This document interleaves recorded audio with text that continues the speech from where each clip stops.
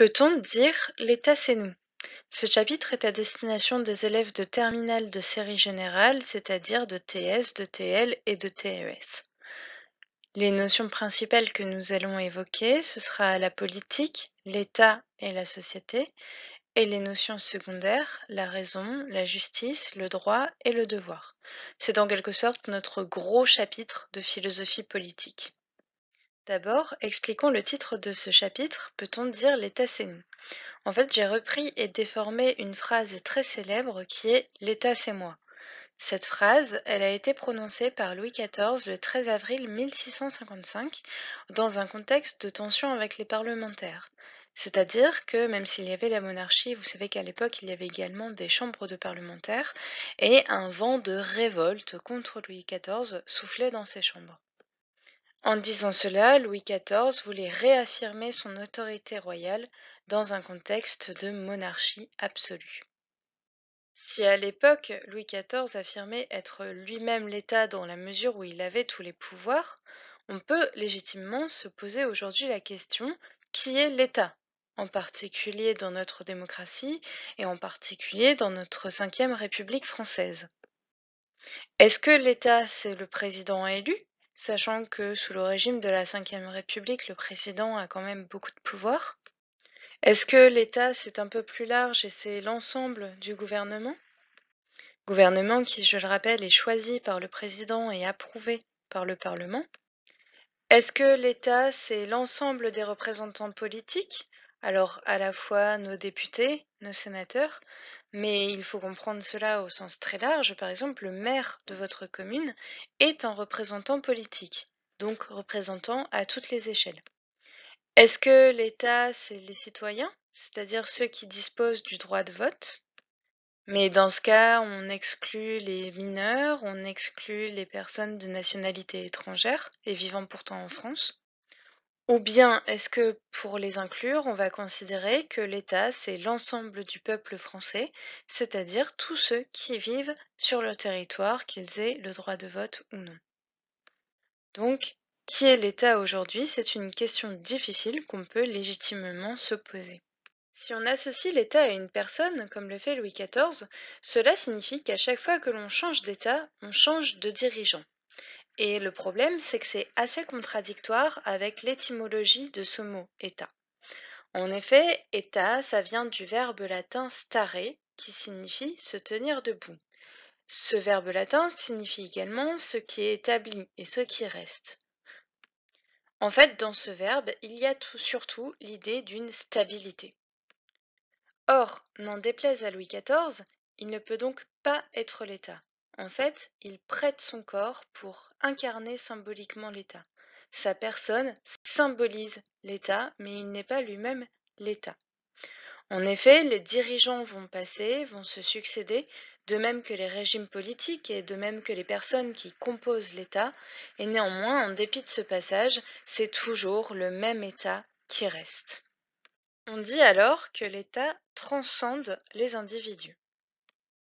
Ça nous amène à voir deux repères qui sont peut-être un petit peu difficiles, les repères transcendants immanents. Je vous invite à aller compléter votre liste. Alors, c'est pas difficile, mais en fait, c'est parce que c'est abstrait.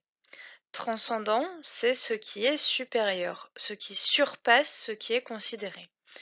L'exemple le plus simple à comprendre, on dit que Dieu est transcendant par rapport au monde. Dieu n'est pas dans ce monde, Dieu le dépasse largement. À l'inverse, immanent, ça veut dire ce qui est inhérent. Je rappelle que inhérent, c'est ce qui appartient à, ce qui fait partie d'eux. Donc ce qui est immanent, c'est ce qui est inhérent à ce qui est considéré, ce qui en fait partie. Par exemple, les hommes, les plantes et les animaux ne sont pas transcendants, mais eux, ils sont immanents au monde. Ils font partie de ce monde, ils sont à l'intérieur. Dire que l'État transcende les individus, ça veut donc dire que l'État nous surpasse, nous qui constituons le peuple. L'un d'entre nous peut malheureusement décéder, eh bien l'État va rester. C'est pas tout l'État français qui va être mis en cause à chaque décès. De même, le dirigeant peut changer, il a beau être un individu important qui représente l'État, eh bien ce dirigeant peut changer, l'État, lui, va rester. Alors, venons-en aux définitions de l'État. En fait, si on s'en mêle un peu les pinceaux et si on ne sait pas vraiment dire qui est l'État, c'est parce que l'État a quatre définitions qui sont liées, certes, mais qu'il faut néanmoins distinguer. L'État, d'abord, c'est une forme d'organisation choisie par une société pour se gérer. La société française a par exemple choisi que la majorité des décisions se prendraient à l'échelle nationale et non pas, par exemple, on aurait pu avoir une autre forme d'organisation consistant à dire que la majorité des décisions se prend à l'échelle régionale ou à l'échelle des départements ou même à l'échelle des villes. Ensuite, la deuxième définition, c'est l'ensemble des individus qui se soumettent à cette forme d'organisation. C'est quand, par le terme d'État, par exemple, quand je dis la France, je désigne en fait l'ensemble des personnes qui vivent sur le territoire français.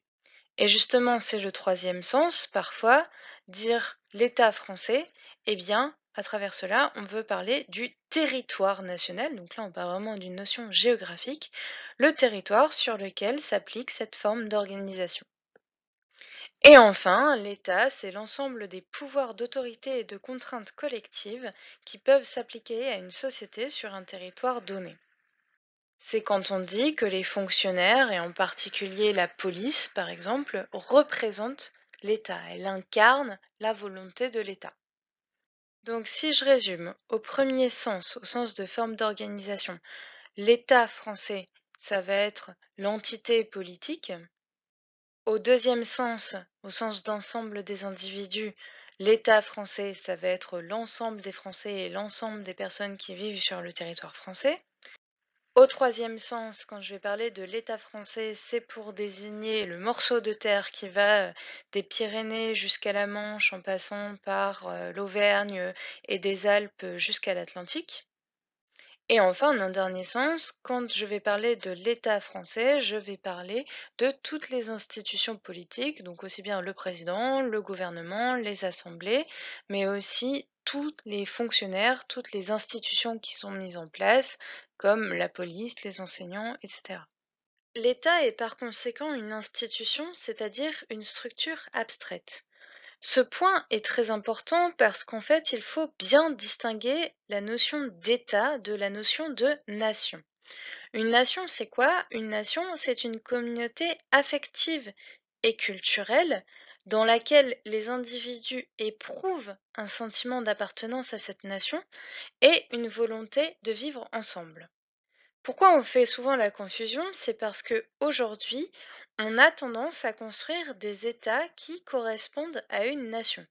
Par exemple, notre État français, il correspond à la nation française. Mais en fait, c'est pas toujours le cas. Des fois, un même État peut être composé de plusieurs nations. Et en général, c'est source de conflits. Prenons un exemple pas très loin de chez nous. La Belgique, par exemple, est un État composé de deux nations, la nation wallonne et la nation flamande. Alors, c'est des notions assez difficiles à percevoir puisque ça repose sur le sentiment, mais on voit bien que les Wallons et les Flamands n'ont pas la même culture, déjà parce qu'ils n'ont pas la même langue, et puis c'est source d'un certain nombre de conflits. Ils n'ont pas le même sentiment d'appartenance et pas nécessairement la volonté de vivre ensemble, puisqu'il y a quand même un certain nombre, une certaine tendance de séparationnistes. Donc il faut bien distinguer ces deux notions d'État et de nation, et là ne pas se référer simplement à l'exemple français qui, pour le coup, a une correspondance entre son État et sa nation. Et enfin, une dernière nuance à introduire, c'est la différence entre le politique et la politique. Le politique désigne une façon abstraite et théorique, une manière d'organiser les rapports de force qui émergent dans l'espace public. L'État est une des manières, mais pas la seule, d'accomplir le politique. Donc en fait, on parle surtout du politique au masculin sur un plan théorique. En philosophie, par exemple, quand on va se demander mais quelle est la meilleure manière d'organiser les relations entre les gens. La politique, c'est plus simple parce que ça correspond à notre sens courant. Ça désigne de façon concrète et pratique la manière d'organiser les rapports de force dans une société donnée. Donc, là où le politique, ça va être sur une sphère théorique, la politique, ça va vraiment être sur une sphère pratique, et c'est au sens où on parle de la politique économique d'Emmanuel Macron, la politique sociale de François Hollande, la politique de santé de Nicolas Sarkozy. C'est vraiment la manière qu'on a à un instant T de diriger le pays. Pour ce chapitre, on va suivre la problématique suivante. En quoi l'État devrait-il être nécessairement incarné par ses citoyens, alors que les citoyens ne sont pas l'État et qu'ils ne font que le représenter?